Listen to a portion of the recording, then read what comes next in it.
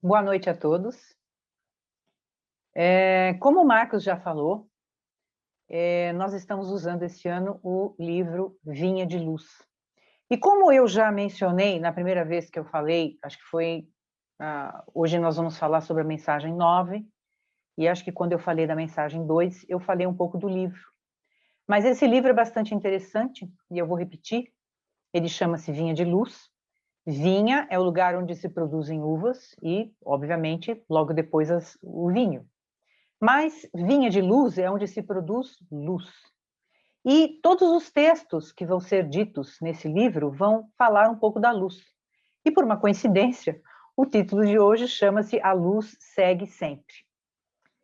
E essa luz é não somente a luz que nós vamos criando dentro de nós conforme nós vamos melhorando moralmente, é também a nossa centelha divina, né? É para onde a gente se dirige, nós temos a centelha divina dentro de nós, e é para onde a gente se dirige, em direção à luz. Então, o tema de hoje, ele tem como epígrafe, né, aquela frasezinha que vai em cima da Bíblia, uma parte do Evangelho de Lucas. E antes de ler a epígrafe, eu vou falar um pouquinho de Lucas. Lucas é um dos únicos, dos 4 evangelistas, o único que não conheceu Jesus. Ele escreveu o seu evangelho através do contato que ele teve com Paulo de Tarso, que ele era amigo de Paulo de Tarso. Paulo de Tarso também não conheceu Jesus na época de Jesus, né? Somente quando ele teve aquela visão em Damasco, mas ele sabia muito da história, os dois ficaram muito amigos. E eu li num livro, eu sei que existem várias versões de como Lucas escreveu o seu evangelho, mas a melhor e a mais completa é que ele soube da história de Jesus por Maria, ele conheceu Maria. Se vocês estiverem interessados, a história de Lucas, Lucas era grego, também li num livro recentemente, que não se sabia exatamente se ele era grego ou não, mas que ele era um judeu também, mas não igual àqueles hebreus que tinham naquela época, era de outra vertente. Mas, de qualquer maneira, o que a gente conhece dele é que ele era médico e que ele era grego, e que ele escreveu o evangelho dele em grego. E quem quiser saber mais um pouco, existe um livro muito bom, chamado Médico de Homens e de Almas, que é de uma escritora chamada Taylor Caldwell. Ela não é espírita, é uma escritora bem antiga, mas esse livro é bastante interessante, ele vai dar toda a história de Lucas, e inclusive no final, embora ela não seja espírita, é bem interessante porque ela vai falar... não é nesse livro, é no livro de Judas. Ela tem um livro de Judas também, muito bom, e que no final do livro de Judas, só para falar para vocês, embora ela não seja espírita, ela vai falar de Maria, quando Maria vai resgatar Judas onde ele estava depois de ter cometido suicídio. Mas vamos voltar a Lucas. Em Paulo e Estevão, que é o livro espírita, né? Ele é psicografado por Chico Xavier. Lá você também tem bastante sobre a amizade de Lucas e de Paulo. Existe um filme chamado Paulo, Apóstolo de Jesus, onde vai ter esse encontro entre Paulo e Lucas, e onde Lucas escreverá o seu evangelho. E tem também uma série bastante interessante, embora no início ela seja complicada, uma série da Netflix chamada Maria Madalena, que é a história de Maria Madalena, e que no início é bastante complicada, mas a hora que aparece Jesus na história, dali em diante fica muito bonito, é muito claro, inclusive a epígrafe de hoje, o tema que eu vou falar hoje está muito claro nesse seriado. Então, a epígrafe de Lucas diz o seguinte: e as suas palavras lhes pareciam como desvario e não as creram. Essa é a passagem quando Jesus ressuscita, né? E a gente sabe que Jesus não ressuscitou, né? Ele estava lá com o seu perispírito. Mas quem foi buscá-lo no túmulo e não encontrou, a primeira pessoa, foi Maria Madalena. E depois ela acabou descobrindo que Jesus estava lá, confundiu Jesus com a pessoa que cuidava daquele horto. E aí ela viu que Jesus tinha ressuscitado, como ele tinha dito. Em realidade, ali haviam 3 mulheres: Maria Madalena, Maria, mãe de Tiago, e Joana de Cusa. Joana de Cusa, que foi a que conheceu Jesus, né, que estava junto na época de Jesus, é a mesma que depois vai encarnando e é a Joana de Ângeles, a mentora de Divaldo. E é a mesma Joana, tá? Ela é uma das poucas pessoas que teve várias encarnações com o nome de Joana. E a primeira encarnação dela foi em Joana de Cusa. Então, eram essas 3 mulheres que estavam ali no túmulo e que foram falar para os apóstolos, olha, nós vimos Jesus, né? E os apóstolos acharam que aquilo não era possível. Essa parte é bem interessante nessa série Maria Madalena, porque é bem isso. Mostra todos os apóstolos rindo delas, porque não é possível, imagina se ele ressuscitou, né? E, por uma coincidência, hoje é o Dia Internacional da Mulher. Então, a gente acaba entendendo que Jesus, ele valorizou bastante as mulheres do seu tempo, né? E eram bastante desvalorizadas, né? E que ele conseguiu mostrar que elas tinham algum valor. E não é por uma coincidência que foram as 3 primeiras que encontraram Jesus. Mas Emmanuel, ele vai expandir esse tema falando do seguinte: naquela época, ou na época até anterior, sempre nós tivemos mediunidade, sempre houve intercâmbio com os espíritos, sempre houve pessoas que viam, ouviam, mas nenhuma delas era levada em consideração. Eu diria até que no tempo antigo, até na época de Jesus, era mais fácil, porque você tinha até os deuses da mitologia, que a gente sabia que eram espíritos, né? Hoje a gente sabia, mas naquela época não. A gente teve muitas tribos indígenas que têm esse contato direto e acreditam, né? E a gente teve, na época da Inquisição, ou até na época medieval, pessoas que tinham essas visões e que não eram consideradas, simplesmente elas sempre teve a aparição de espíritos, as mensagens dela em túmulo, né?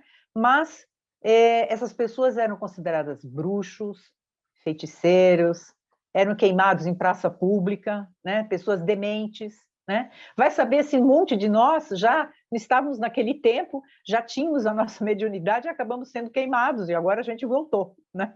Não sabemos. Em realidade, quem conseguiu resolver mais ou menos esse problema, porque nós não podemos dizer que a única religião que crê no mundo dos espíritos. Não é. A gente tem outras seitas que seriam espiritualistas, não, espíritas, que também têm essa crença. Embora eu diria que nós somos aqueles que temos aquela facilidade de contato e acreditamos que esse intercâmbio pode ser possível, sim. Né? E quem resolveu mais ou menos esse problema foi Kardec. Né? E eu me lembro que quando eu comecei a estudar espiritismo, falava-se muito que Kardec era o codificador da doutrina espírita. E eu ficava me perguntando, como assim codificador? Ele não é o decodificador, né? Porque quando está uma coisa em código, a gente decodifica. E aí, depois de um tempo, eu entendi. Não é nada disso. Em realidade, ele é o codificador. Por quê? Porque ele colocou tudo aquilo em códigos. Ou seja, a palavra espírita, a palavra perispírito, a palavra mediunidade, foi tudo, ele codificou. Então, ele colocou um corpo de doutrina onde a gente pudesse entender e pudesse estudar com mais facilidade todos os fenômenos, tudo aquilo que acontecia com a gente, né? Então, o que acontece hoje? Hoje, ainda, a maioria das pessoas não consegue acreditar, porque elas ainda dão maior, vamos assim dizer, credibilidade, né? Ou ainda estão presos à inferioridade e à materialidade. Não vou dizer que a gente não está também. Lógico, a gente precisa da vida material, né? A gente precisa cuidar do corpo, que foi emprestado, a gente precisa fazer com que a nossa vida seja uma vida plena, uma vida boa, onde a gente se sinta bem com aquilo que a gente faz, né? Onde a gente vai construindo, né, a nossa moral, ou até trazendo daqui para fora tudo aquilo que a gente tem de bom, né? Essa é a maneira de nós percorrermos até nós chegarmos ao nosso objetivo final, né? Então, infelizmente, nem todas as pessoas caminham. Como Kardec disse, os espíritos disseram a eles que não existe retrocesso, a gente está sempre caminhando para frente. Nem que seja assim um passo de formiguinha, mas a gente está indo para frente. Então, em realidade, todos nós caminhamos. É que quando a gente sabe de tudo isso, quando a gente tem esse conhecimento, o caminho fica mais fácil, fica mais leve, a gente consegue entender os nossos problemas de uma maneira muito diferente, não é uma catástrofe, né? Embora tudo isso que vem acontecendo, né? Para nós, tudo bem, são percalços da vida e a gente vai levando, a vida tem que continuar. Não adianta eu morrer de medo com tudo que ocorre, porque aí eu vou ficar paralisada e não vou conseguir fazer nada, né? Então, como diz o texto, embora tudo ocorre, a luz segue sempre, né? Desde a época de Jesus, aqui na época de Jesus parece que ficou mais patente, né? Entretanto, já existia muito antes tudo isso, já existia toda esses momentos que tinham com o plano espiritual. Óbvio, eu falei para vocês que hoje muita gente ainda não acredita, mas existe o outro lado também. Existem muitas pessoas que não são espíritas, mas elas acreditam em alguma coisa, né? Por exemplo, antes de eu virar espírita, eu já era meio estranha, eu acreditava em coisas que ninguém acreditava na minha família. Aí eles ficavam falando, não, deixa ela, é jovem, né? Isso aí deve ser coisas do jovem. E aí, quando você começa a estudar e começa a entender espiritismo, você vai ver que você fala, ah, que bom, tem um monte de gente que acredita da mesma coisa que eu, então eu não sou a única louca. Se sou, tem um monte de gente igual, né? Então, o que nós temos que estudar nesse livro, e o que a gente está estudando, é essa coisa da luz. De nós começarmos a perceber luz em todos os lugares. Onde a gente começa a perceber que o outro tem coisas ruins, mas ele também tem coisas muito boas. Eu sou uma psicóloga junguiana, e eu resolvi ler todas as obras de Jung, desde o primeiro, porque quando a gente faz faculdade, a gente lê pedaços. Aí eu comecei a ler e já estou no 7º volume. E eu li uma coisa muito interessante. Ele estava dizendo que a parte moral é uma coisa intrínseca do ser humano. Veja que interessante, ele não era espírita, não acreditava. Então ele coloca assim, eu estou ainda ele tem 24 livros, eu estou no 7º. Lógico que, como todos nós caminhamos, ele também caminha. E eu achei muito interessante começar desde o primeiro, porque aí eu fui vendo também a evolução dele. Então, nesse livro, ele está falando que não tem nada a ver com religião, você ter a virtude ou ter a sua moral. Eu achei bastante interessante, porque ele fala assim, não, é uma coisa interna, é uma coisa que todo mundo sabe, todo mundo conhece. Veja, a gente sabe por causa do espiritismo, a gente sabe que é um caminhar, né? E que toda vez que você faz uma coisa que é boa, você se sente bem. E toda vez que você faz uma coisa que não é tão boa, você se sente mal. E é óbvio que todo mundo sente igual. Eu diria que até os piores criminosos também não se sentem bem com o que eles fazem, com o que eles são, ou com as circunstâncias da vida. Óbvio que não. Só que, às vezes, eles não sabem, eles não entendem, eles não conseguem entender. Existe ainda, dentro de algumas pessoas, um primitivismo que fica difícil de entender. Né? E muitas vezes nós vemos também pessoas simples que têm a mediunidade, porque já veio com elas, porque elas precisam daquilo. E nós temos pessoas super intelectualizadas que entendem tudo de espiritismo, mas não são médiums. Embora médiums somos todos, mas aquele médium mais ostensivo é um médium diferenciado, aquele que ouve, aquele que vê, né? Nós vamos praticando a nossa mediunidade conforme a gente vai caminhando, porque a gente vai ficando cada vez mais sensível, né? E aí que advém dizer todos somos médios? Sim, porque todos nós somos sensíveis. Se todos nós somos sensíveis, depende de que lado a gente vai colocar a nossa sensibilidade. Então, para finalizar, eu só quis dizer, dei todos esses exemplos de livros, de filmes, para que a gente consiga entender melhor que tudo, embora as pessoas, não, a maioria, quem não é espírita, as coisas caminham exatamente da mesma maneira. Todos nós estamos caminhando para o mesmo objetivo, ou seja, para a luz. Muito obrigada, graças a Deus.